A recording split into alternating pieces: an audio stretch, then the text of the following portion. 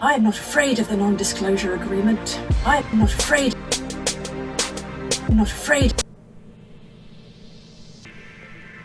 Imagine my shock when it is revealed that a certain voice actress I felt had acted unprofessionally and gave off the impression that they were hard to work with was discovered to be withholding important information, caught lying through their teeth, and proven to be out to cause irreparable damage.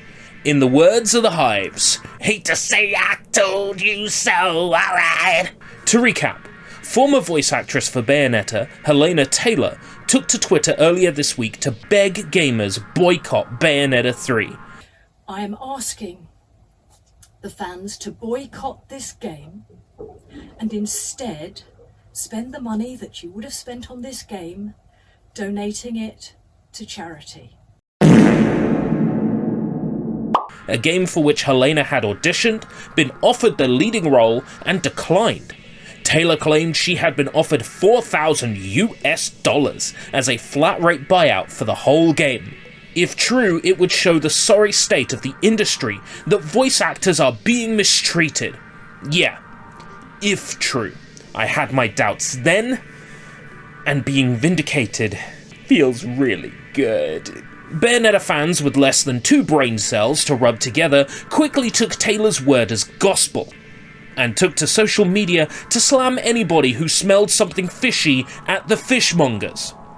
It once again proved that, as a society, we can't simply disagree with one another, but instead have to go on a 16-comment tirade at nobodies on the internet because we put too much emotional stock into fictional characters. Had Taylor vented her spleen and left it at that, it would have been fine. Instead, she chose to directly attack the fans who don't boycott, saying they don't care about people or the world around them. I understand that boycotting this game is a personal choice and there are those that won't, and that's fine. But if you're someone who cares about people, who cares about the world around you, who cares about... It's not my job to care. She also took snide jabs at the new girl voicing Bayonetta, industry juggernaut Jennifer Hale, saying that Hale has no right to sign the merchandise as Bayonetta. But she has no right to say she is the voice of Bayonetta. I created that voice. She has no right to sign merchandise as Bayonetta. People quickly assumed this lowball offer was genuine, and an attempt to kick Taylor off the project, which, goes directly against the letter that Taylor recalls in her own video tweet.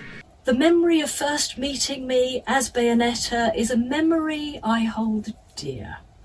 It's very clear that Platinum Games wanted her. It also makes no sense, because Hale and Taylor both being part of the same union, it would be bizarre to kick Taylor off if this was a union-related dispute, only to then hire Hale. I'm not sure what I'm tasting right now, but it sure is delicious. From an article posted by Bloomberg, written by flawed but occasionally brilliant journalist Jason Schreier, it has come to light from anonymous sources at Platinum Games that Taylor would have been in the studio for 5 sessions of 4 hours each, paying up to $4,000 per session. Immediately something seems off, doesn't it? $4,000 per session? 5 sessions?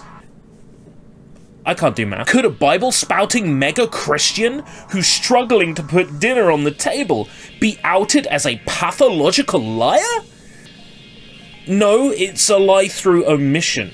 Here it comes. The Bloomberg article continues to state that after Taylor asked for a 6-figure sum as well as royalties from game sales, Bayonetta 3, 2, and 1, that is when Platinum Games dropped her for Hale. They offered Taylor the chance to reprise the role in a small cameo, which is the $4,000 flat-rate buyout that Taylor spoke of in her tweet. Technically not a lie. That is the whole game flat rate, for 1 booth session worth of voice clips likely used for some form of Easter egg or flashback sequence. While not a lie, Taylor must remember that bread earned by deceit will turn to gravel in her mouth. That's a proverb from the little book she likes to quote when she doesn't get her way.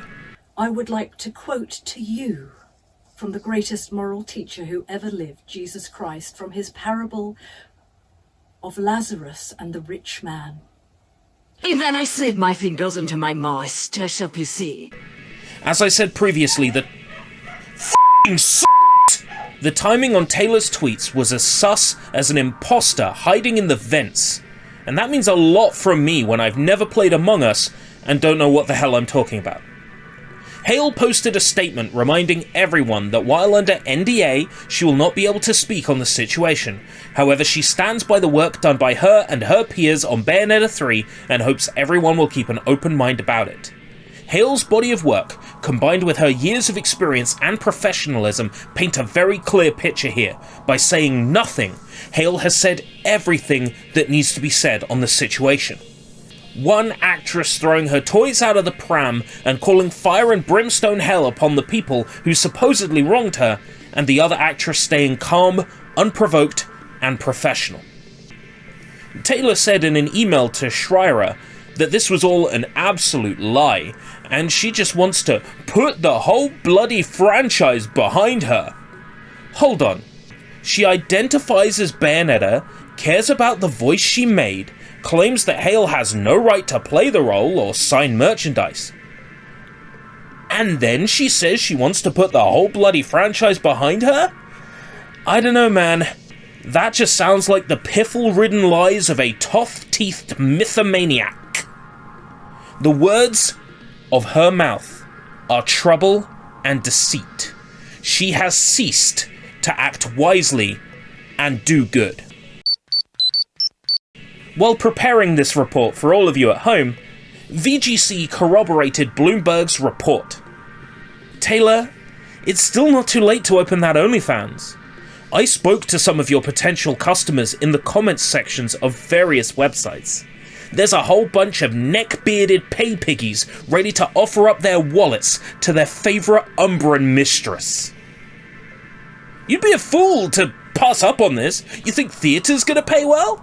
I do as I please, gonna spread the disease because I wanna. Hate to say I told you so. It's all over, you know. Come on. Yeah. Jesus Christ.